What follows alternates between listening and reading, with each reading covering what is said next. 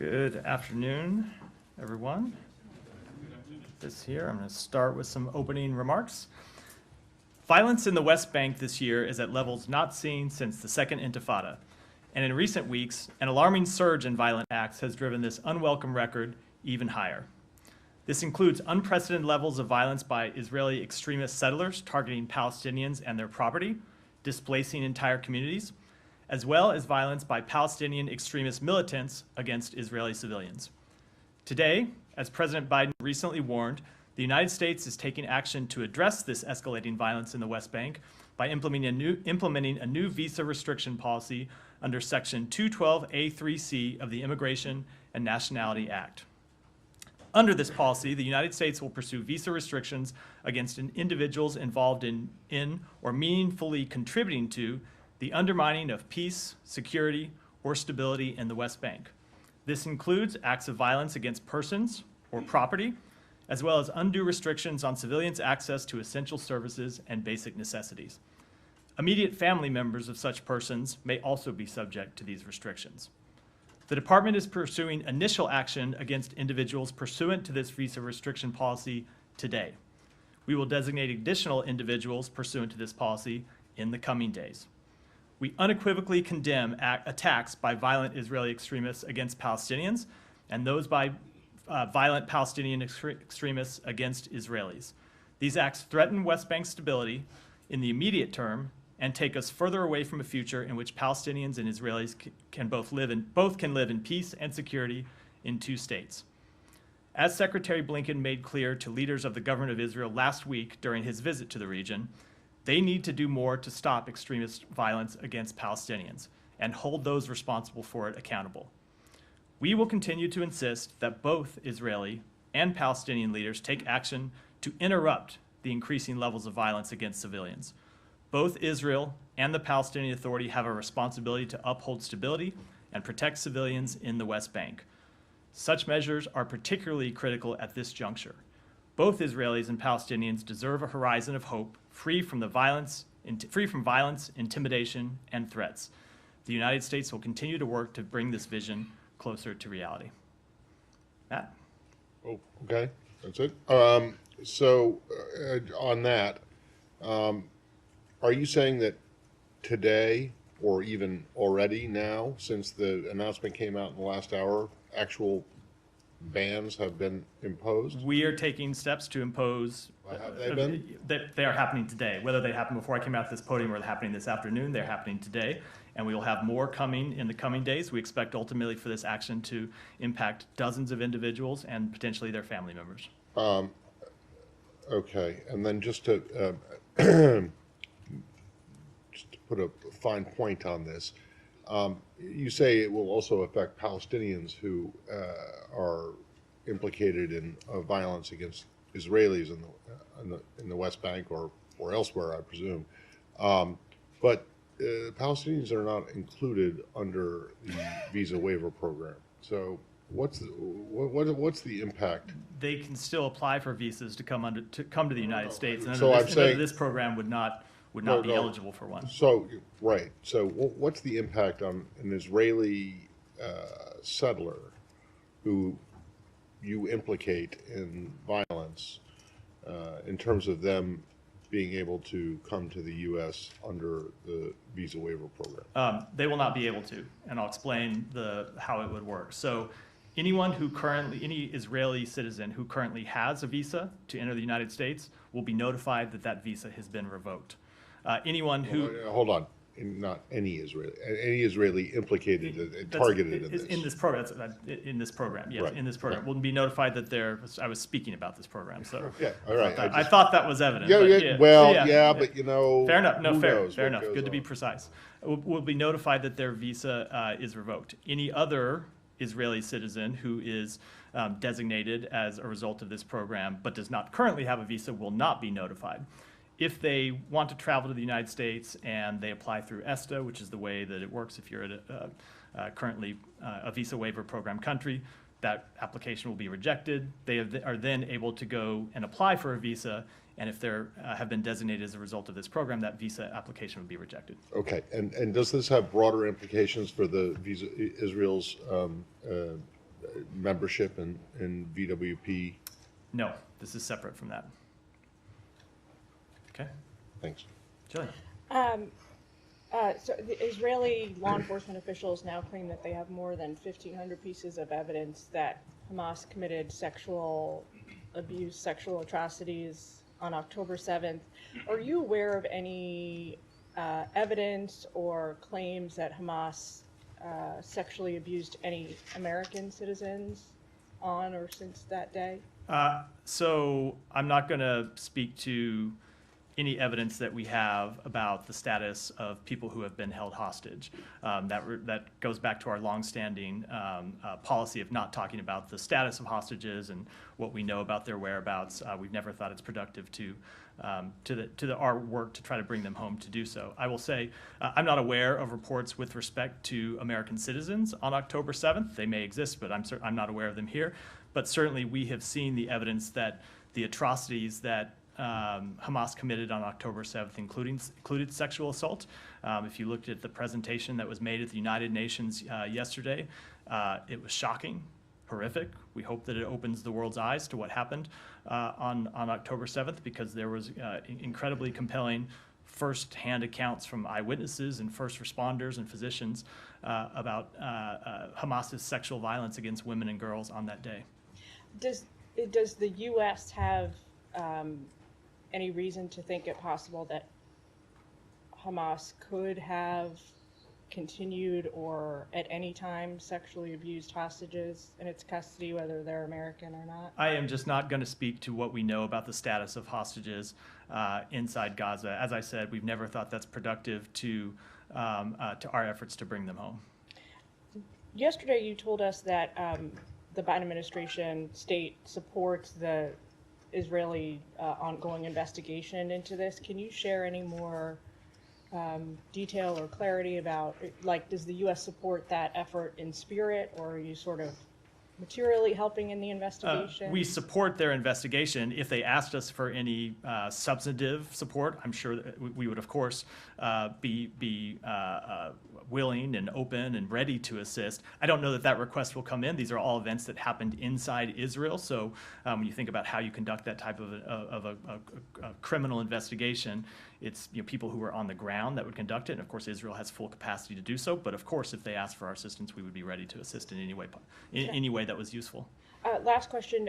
The parents of Evan Gerskovich told our channel this morning that the president promised them to do whatever it takes to bring him home, and they are, I can send you the verbatim, but they are essentially disappointed at this point because it appears the administration has not done so.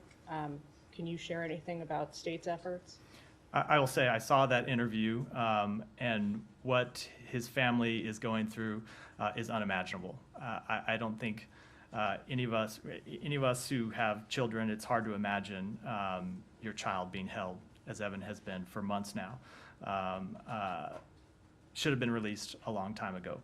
We have made multiple proposals for his release, as well as for the release of Paul Whelan. We are constantly discussing this issue with our allies and our partners who can assist us. Not a week goes by without intense activity to bring Paul and Evan home. And I will say that in recent weeks, we made a new and significant proposal to secure Paul and Evan's release. That proposal was rejected by Russia. Shouldn't have to make these proposals. They never should have been arrested in the first place. They should both be released immediately. But we have made a number of proposals, and including a substantial one in recent weeks, and we will continue to work every day to bring Evan Gerskovich and Paul Whelan home. There is no higher priority for the Secretary of State. There is no higher priority for the President. Yeah. Follow up on that, can you give us any more details on what this proposal entails? I can't. It was we have made a number of proposals now to secure both of their release. We've been public about having done so, and we have always declined to release the details. But this was a new proposal in recent weeks. It was a significant proposal, and it was rejected by the Russians. But it will not deter us from continuing to do everything we can to try and bring both of them home. At what level was that proposal presented? I'm just to the not going to get in. Russians? Is I'm it just the not going to get. same channel you guys have been using We for have past? we have pressed the importance of this case through a number of channels with the Russian government. I'm not going to get into the details of how we communicate with them, but we have ways to communicate with them. We have ways to make offers known to them, and we will continue to do so. And we hope that we will be able to secure their release. Has there been any communication between the Secretary and Lavrov since their last encounter back? There has not. There has not. Just on Yeah, go. I'll come to you next. this new proposal in recent weeks, was it just for Evan or did it also include Paul Whelan? It was for both of them. It was for both of them, and Yeah, can you it at all? It was to bring both of them home. We have made clear all along that we do not want to leave either one of them behind. We want to bring both Evan and Paul home. Right, and when you say the Russians have rejected that, do you mean they have rejected to engage with the United States on this, or they have taken the proposal, looked at it for a couple of days, and then came back and said, this is not acceptable to I'm us? not going to get into the full details of our exchanges with the Russian government, but they received the proposal. We know that let me just say, they rejected it. This was not a case of them not having responded to us. They Right. they rejected the offer that was on the table. Were you able to engage with them on this directly, or was there I'm a just not third-party going to intermediary? I'm not going to get into any further details. Leon, did you have a? Exactly my question. Okay, Just follow up on the proposal. yeah, go ahead. Did the proposal contain anything about also commercial? I'm not going this was a proposal that related to Paul and Evan, two American citizens who we have determined to be wrongfully detained. It was not for other detainees, and I'm not going to talk to others. Some of us had a chance last week to meet with Alsu's family. Her husband was in town. What he told us was that her captives had been telling Alsu in jail that the United States does not care about her case. They are not doing anything, in fact, on behalf of her. Can you suggest anything new, anything that we have talked in this room before that would suggest otherwise? So first, we very much care about her case. We care about her. We care about the safety and security of every American overseas. We are following the case closely. We remain deeply concerned about the extension of her pretrial detention. We take seriously our commitment to assist U.S. citizens who have been detained overseas, and we will continue to do so. We have not made, at this point, any further determinations with respect to that case. Can you please come back to a more different topic? Go ahead. Follow up on that? Go, just, One more thing on this. When you say proposal, Matt, you mean the United States has offered to release or, commute the sentence of two people in the United States, jailed Russians, in exchange for... I appreciate the attempt. When I say a proposal, I mean that we made a proposal, and I'm just not, I understand the I question. mean, can we say the proposal for a hostage swap? I'm just not going to get into any further details. Yeah, go ahead. I don't know if you can tell us, but are the Gershkovic's aware about this proposal? I am before not going to that? speak. I'm not going to speak to our conversations with the family members. We always keep those confidential. But they're certainly welcome to. But we never talk about them, other than to say that we remain in touch with Evan Gershkovich's family. We remain in touch with Paul Whelan's family, but we don't talk about the details of those engagements publicly. Just a quick follow-up on the Radio Free Europe, Radio Liberty journalist, Alsu Karmashov. You were asked yesterday, so Evan was determined as wrongfully detained less than 2 weeks after he was arrested or detained by Russia. But then Alsu was arrested or detained in October, and it's been more than 6 weeks. What is the reason that she has not been determined by the State Department as wrongfully detained? So every case is different. The facts and circumstances are very clear that we're able to look at it. And remember, we are not just looking at an individual case. When we look at that case, we're looking at, among other things, how that individual is being treated in comparison to other individuals charged with the same crimes, for example. So we always are looking at very fact-specific determinations, and that you cannot take one case with one fact set and compare it to another case with a different fact set and say that it means that you can come to the same conclusion in the same amount of time. What we try to do is gather all the information that is available to us, to look at that information, to compare it to different cases, look at a number of pieces of information oftentimes that aren't known to the public, that are known to the United States government, and make our determinations. As I have said with respect to this case, and as I've said with respect to other cases, the fact that a wrongful detention determination has not been made at any specific moment in time is not necessarily an indication that one will not be made in the future. We are constantly looking at these cases and making our best assessments as we can based on the facts, based on the law.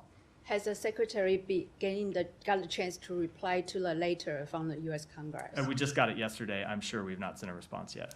Go ahead. Matt, thank you. Just to go back to these sanctions, visa sanctions, there's been an uptick in violence in the West Bank, significantly so in the past few months leading up to this war.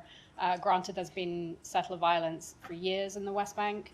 Correct me if I'm wrong, but this is the first time the U.S. is sanctioning extremist settlers in many years. You're not wrong. Was there a determining factor as to why now? Why is this only just happening, given that there was a significant surge in violence in the months leading up to this war? Why is the U.S. only doing this now? So there was a surge in violence leading up to October 7th.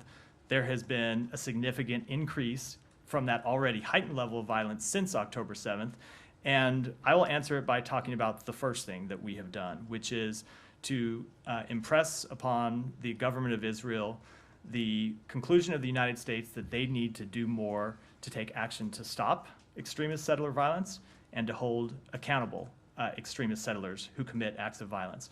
We have raised that in a number of conversations with the government of Israel. The White House has made public that the president has raised that directly with Prime Minister Netanyahu in their conversations. The secretary has raised it as recently as last Thursday when we were in Israel. And in all those conversations, we made clear that while we expected the government of Israel to take action, the United States was ready and willing to take our own action if we didn't see them take actions of their own. So we have not seen a sufficient level of actions by the government of Israel that we think hold people properly accountable. They have taken some steps. They've held some people. They've put some people in administrative detention. We have made clear we think that when the facts support it, people should be prosecuted if they've committed acts of violence. And so we've taken the actions that we, the United States government, can take. That does not obviate the need for the government of Israel to take its own actions, and we will continue to be clear with them about it. And just one follow-up, and this, again, maybe an old figure, but some 15% worth of Israeli settlers have American citizenship. I know you've been asked about this before. Is there going to be a way to hold American Israelis to account who may have committed violence? I have a feeling you're going to say state doesn't comment on this. Who do we need to ask about this? What is the process for that? Yeah, a few things. So number one, with respect to the policy that we announced today, we cannot issue visa bans to American citizens. Obviously, they don't need visas to enter the United States. Number two, it is the government of Israel that has a responsibility to hold extremist settlers responsible. That includes settlers of any nationality who are committing violent acts of or against Palestinians. Number three, I've been asked sometimes whether we would take our own law enforcement actions. Obviously, we don't speak to this from the State Department. It's a question for the Department of Justice, and you shouldn't interpret my declining to comment on that as any sign of activity, other than that I would never comment on law enforcement actions from this podium. Thank you. Yeah. Thank you. On the settlers' violence, will Bingafir be on this list? Do we expect, like, you will name leaders of the settlers movement? We are prohibited by law from publicly naming anyone who is designated for a visa restriction as a result of this policy. Okay. I have like three quick follow-up on something that you said yesterday. You said yesterday that you assume that Hamas does not want to release these women for fear that they're going to talk about sexual violence or rape. So if we follow this logic, that means Hamas will never release them because they never want the story to be told. Is this something we can follow through? So I hope Hamas will release all of the hostages they are holding, especially the women and girls that they continue to hold. So they have released some hostages. There are others that they continue to hold, including women and girls. They had made clear that during the pause they would release them. They changed their mind. I hope they will change it again and let them go free. Okay, and also you said yesterday that Hamas has weapons in churches. Is this an evidence you talk about, or you just, like when you talk about hospitals and schools and you lumped up churches as well? I think I said mosques.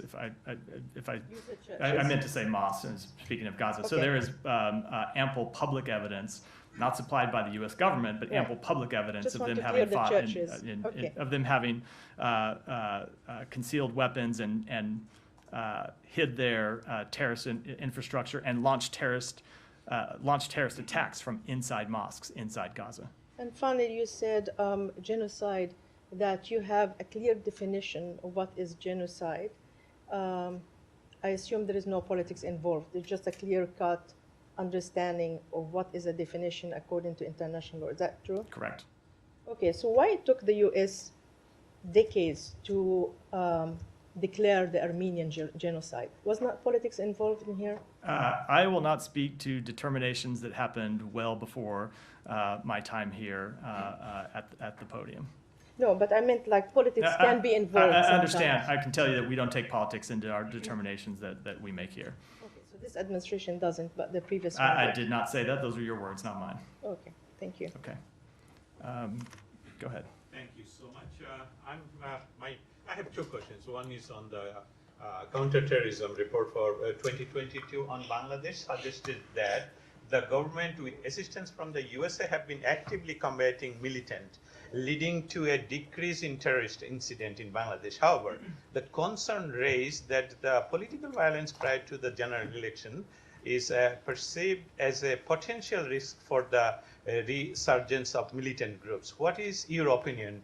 Can you suggest any plan to assist BD government in this point? So we have made clear that we want to see a free and fair and peaceful election in Bangladesh, and that continues to be our policy. That continues to be the focus of our engagement with the Bangladeshi government. It was not.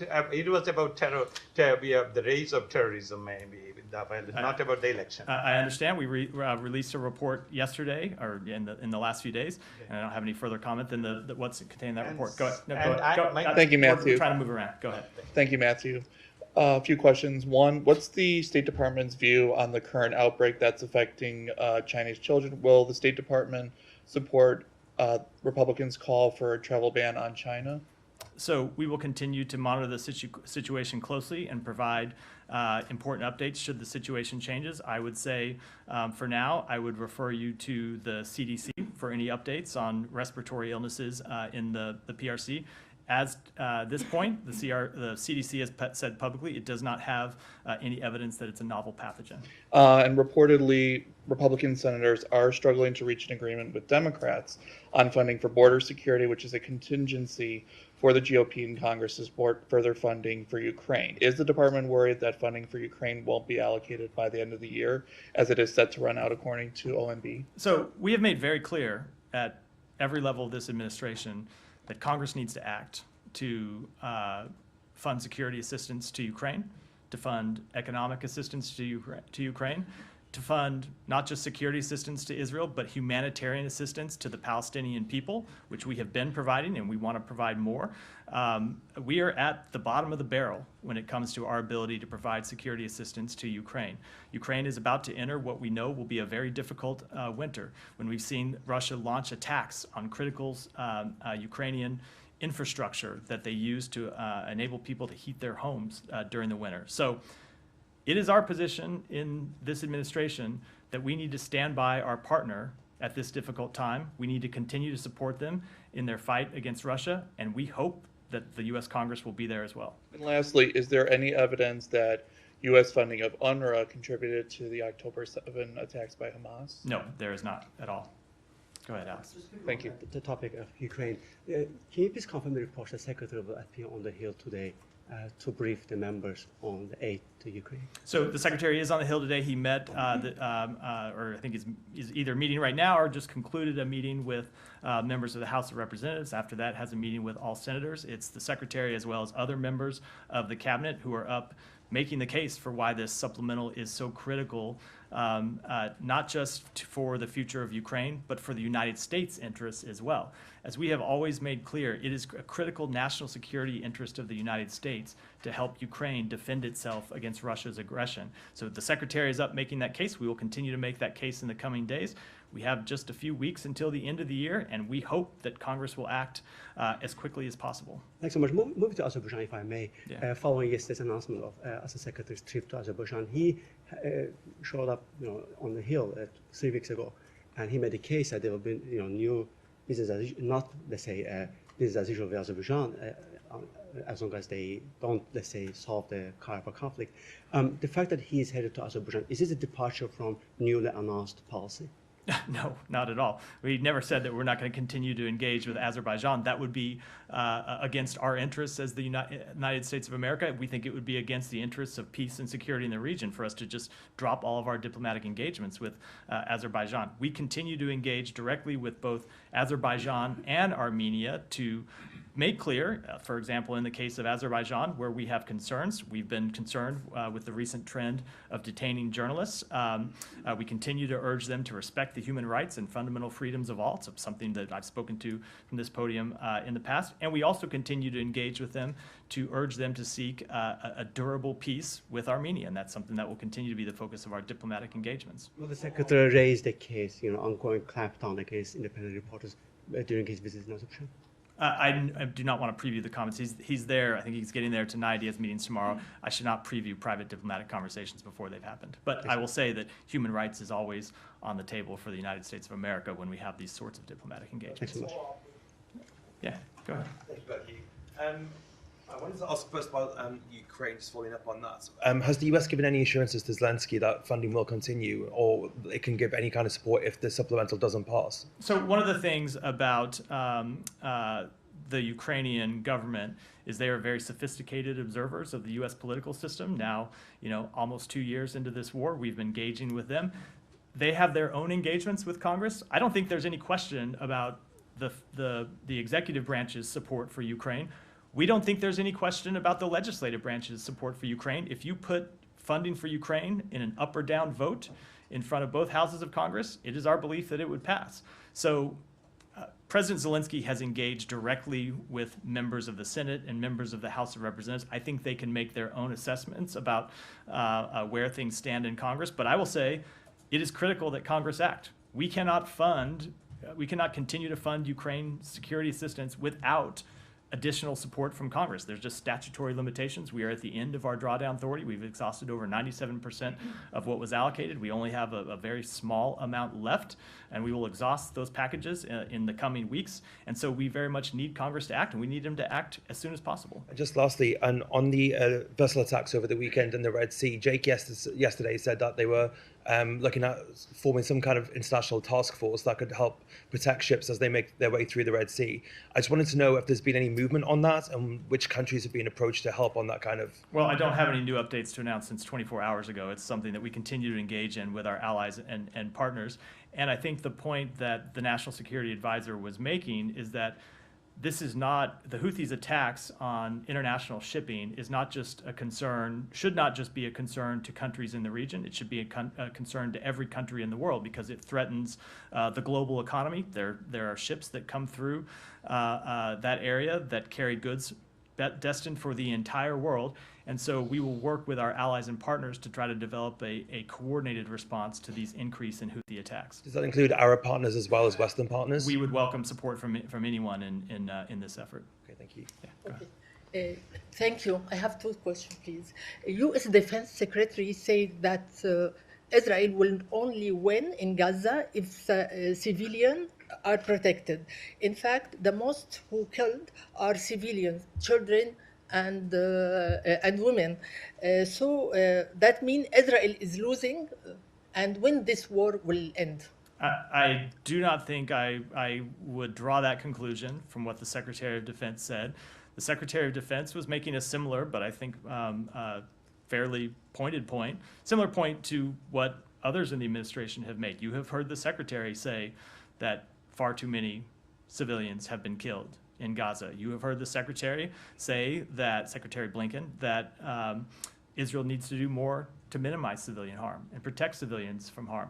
That was the focus of our trip to Israel last week, and I think I shouldn't speak to what the Secretary of Defense says because there's another spokesperson across the river who does that, but I think he was making the larger point that the way Israel conducts this war matters, and I will let his spokesperson elaborate on that further. And with respect to the prediction, I just can't make that prediction. Today, or yesterday, late today, I talked with my cousins. He in Gaza, he lives in Gaza, he's not related to Hamas. He told me, we are hungry, we don't have food, no water for my children, for my grandchildren. He told me everything is targeting human, unhuman, green. He told me this is, you talk about future in Gaza, they will remove Gaza from the map. What are you talking about? So please, consider for a while, or think, if you are if you put yourself on their place, what do you think? What you are going to do? So first of all, let me just say I'm sorry to hear that account. I know if it's a family member, that is extraordinarily difficult, and I'm sorry to hear it. I will say that what the United States is doing to address that very situation is, number one, making clear to Israel that we do not want to see this campaign conducted in the South the way it has been conducted in the North. We are 4 or 5 days into this campaign in the South. It's just started again after the pause. It's too early to make, I think, overall assessments about how it's going, but certainly I know for civilians on the ground, conditions are incredibly difficult. We are engaging with the government of Israel at every level to try to increase the amount of humanitarian assistance that is getting in, so people do have food and people do have water. We are working with UNRWA to try to identify sites where civilians can go to be safe from harm, and working with the government of Israel to ensure that those sites are protected and are not targeted. There is not enough being done right now. The level of assistance that's getting in is not sufficient. It needs to go up, and we've made that clear to the government of Israel. The level of fuel that is going in is not sufficient. It needs to go up, and we have made that clear to the government of Israel. And we will continue to engage with them on every level, precisely to try and address the very real human suffering that your family member is going through, and we know so many civilians in Gaza are going through. When this war will end, please? This tragic war. There is no way that I can stand here and make that type of prediction. Okay, thank you. Yeah, go ahead. No, go. Please, please. Yeah. Quickly, similar to staying on the south of Gaza, the Wall Street Journal had a report on Israel sharing plans with the US about possibly flooding the Hamas tunnels with seawater. There's concern about the environmental impact that would have, as well as on the structure of buildings above the tunnels, which is, as you know, a vast network. Do you have any comment on that? So I'm just not going to comment on reports of actions that the Israeli government may or may not take. I don't think it would be appropriate for me to do so.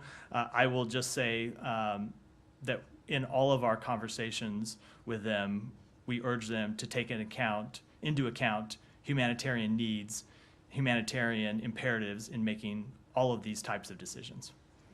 Yeah. Can I follow up what you just said? You said there's not enough being done right now in terms of humanitarian aid and fuel into Gaza. You mean that Israeli government is not doing enough? There is not enough fuel, there's not enough food, there's not enough water getting in. The number of trucks currently getting in, around 100 a day, I think it was 100 yesterday, is lower than it was during the pause. It needs to be higher. Right, and we are engaging with the Israeli government to encourage them to allow more trucks to get in. Okay, so it's the onus is on the Israeli Correct. government. Correct. Right. And in terms of going back to the civilians question, Secretary Blinken was there, we were with him, and he made it very clear he doesn't want the southern Gaza offensive to look like northern Gaza, and that you're saying it's too early, but when do you think it won't be too early to make an assessment? How long the U.S. is going to wait to make that assessment? I just don't think I can speak to that with any level of specificity. I will say that we have seen them conducting the campaign in some ways in the South in a different fashion than they did in the North. I just talked yesterday about how they are publishing more limited evacuation zones where there are Hamas fighters embedded in civilian infrastructure, and they are identifying specific geographic areas inside cities rather than say all of Khan Yunis evacuate. They're identifying specific areas where they know there are Hamas fighters embedded, and they want to be able to take a legitimate fight to those Hamas fighters, and they are asking people appropriately to evacuate from those areas. That is a difference from the North than what happened or is the difference from what happened in the North in their campaign there when they asked the entire city. But let me just finish. That said, the point that the secretary made to them and the point he made public, or that he said publicly, is it's not just intent that matters, it's results. I very much get your question. I think 4 days into this campaign is a little too early to draw any definitive conclusions about results. But we will continue to monitor what's happening, and we will continue to press them to do everything they can to minimize civilian harm. And when we have differences with how they are conducting their campaign, we will make that known to them, as we have since the beginning of this conflict. Right. But I mean, do you have any expectation that in the coming days they're going to shift to different tactics?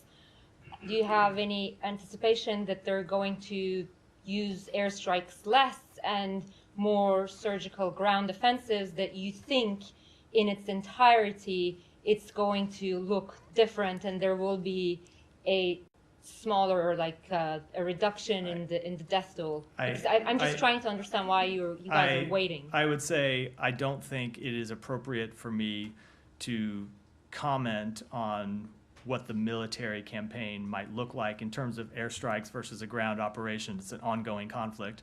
Those are obviously sensitive decisions that the Israeli government has to make. I shouldn't talk about them from here. What we will talk to them about are how they conduct those operations, and we'll continue to do so. Matt, can I just ask, Yeah, go ahead. You said it's too early to make a definitive decision on, but what about an interim decision? I mean, surely you've seen enough in the last 4 days to, come to a conclusion about whether the Israelis are following through on what they committed to you, not just on the intent, but also on the result.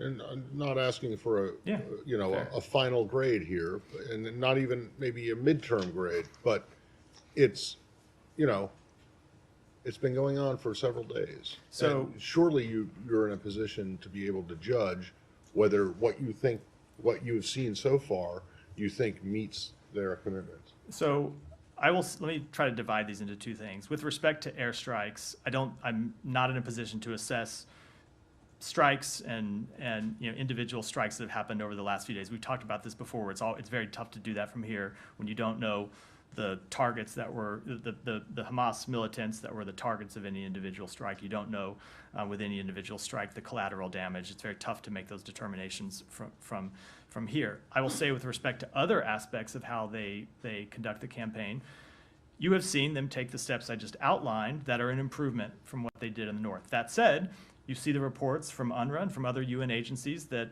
the places where civilians are going are overcrowded.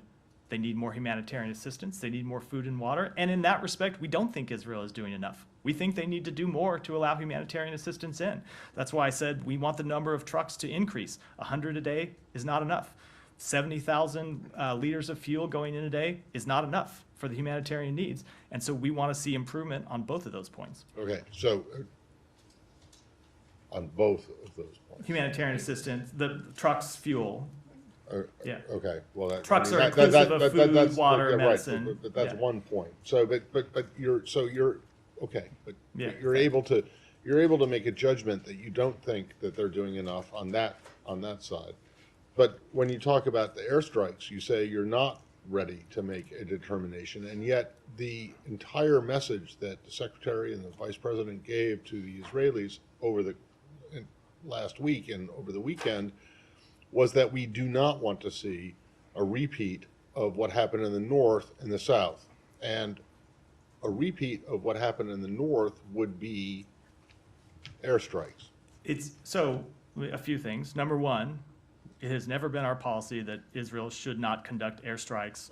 Full stop. Yeah, I know. I'm just making that clear. There are legitimate military targets, including high-value targets that they have a right to go after, because those Hamas fighters have said they will continue to launch individual attacks.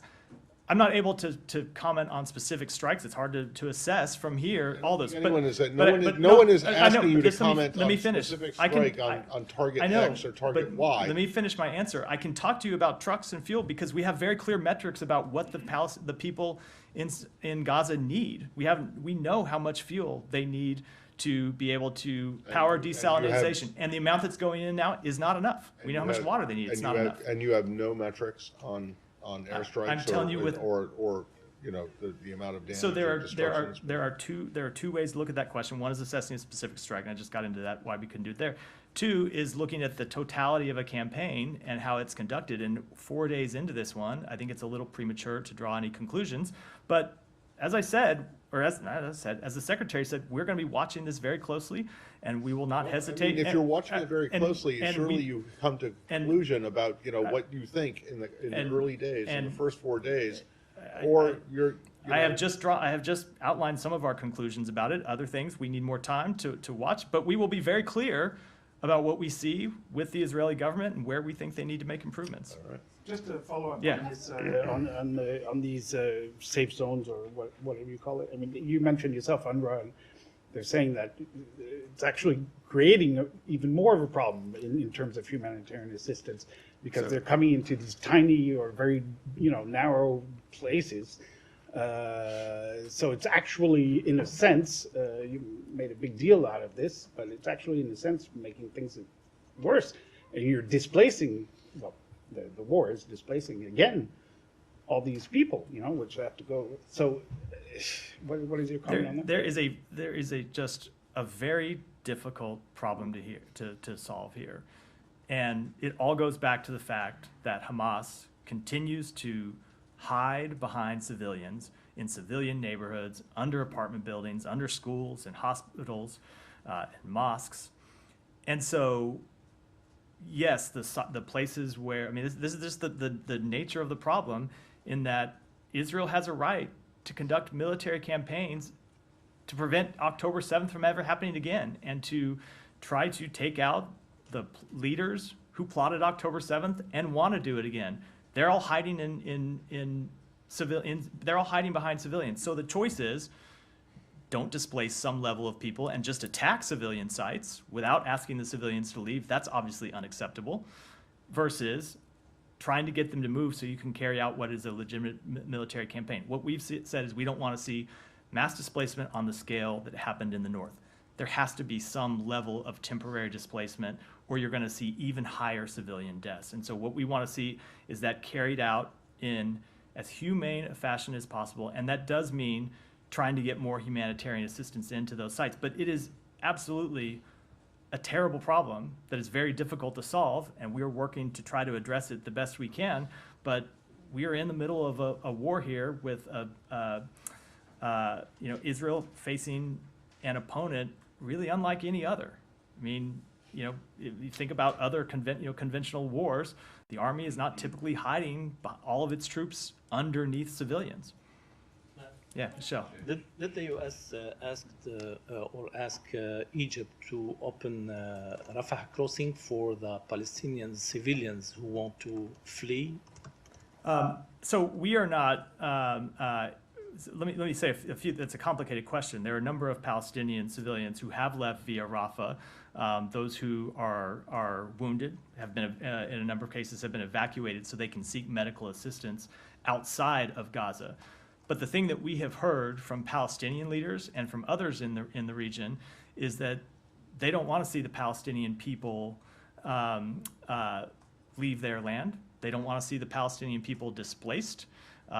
There is obviously a well-known history in this regard, and that is the policy of the United States, is that the Palestinian people should not be displaced. So that's why we're trying to get humanitarian assistance into Gaza.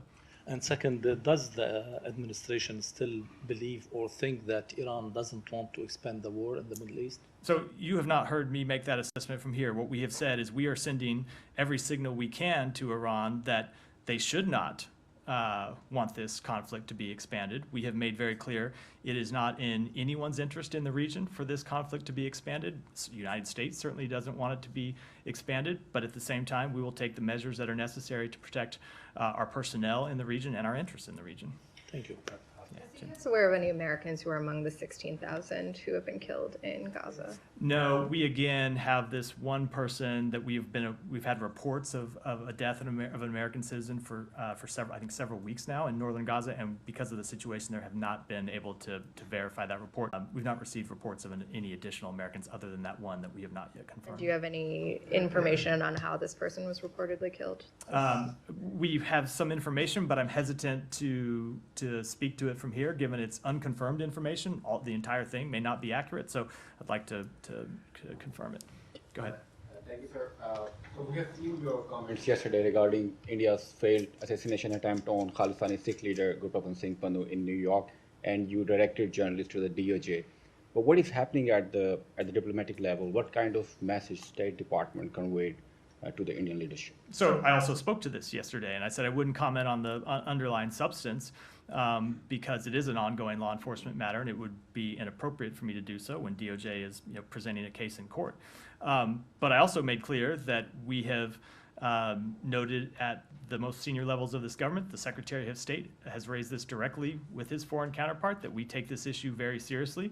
They told us they would conduct an investigation. They have publicly announced an investigation, and now we'll wait to see the results of the investigation, but it's something we take very seriously. So the Indian government is still not cooperating with the Canadian investigation into the murder of another Khalistani leader, Hardeep Singh Nijjar. So how confident and optimistic you are that Indian government will cooperate with the DOJ? So two things. One, we have urged them to cooperate with the Canadian investigation. And number two, with respect to their own investigations, I was speaking to, not the DOJ investigation. With their own investigation, they have said that they will conduct it. We are looking forward to seeing the results of that investigation, and I'm not going to make any assessments, obviously, before the investigation itself is completed. Do you think this is an attack on the U.S. sovereignty? What is it, attack on what? U.S. sovereignty. I'm not going to speak beyond the information that's contained in an indictment for what I think are fairly obvious reasons. Go ahead. Matthew, good afternoon. The American hostages held by Hamas, does the U.S. believe that they're all alive? Again, I'm just not able to make any. I'm not going to make any assessments about what we know or don't know about the hostages. If there's no ceasefire, can they still be rescued? Again, we are working every day to try and return hostages. In the last pause, you saw over 100 hostages released, including 2 American citizens. We had previously secured the release of 2 other American citizens over a month ago. And we will continue, whether there is a pause or not, we will continue to work to try and secure the release of all those American citizens. And one more on the Philippines, if I may take it to the, okay. So the other day, a couple days ago, a Catholic mass, terrorists targeted a Catholic mass, bombing it, killing and wounding dozens of worshipers there. The Islamic State claimed responsibility. I know the State Department forcefully condemned the attack in a statement, but I'd just like to know, what's the State Department's message directly to the terrorists who blew up that mass? Well, we strongly condemn that attack. We condemn any terrorist attack. We condemn any attacks at all targeting religious organizations, targeting churches, or whether it be mosques or schools. The United States always takes that position, and we do so here. All right, we'll do one more, and then we'll wrap up for today. Go ahead. Go ahead. It's been reported that member of Congress reviewed a plan to facilitate the displacement of Gazan, so to settle in several Mid-Eastern countries like Turkey, Egypt, Iraq, and Jordan. Have you heard about this report, and what's your comment? I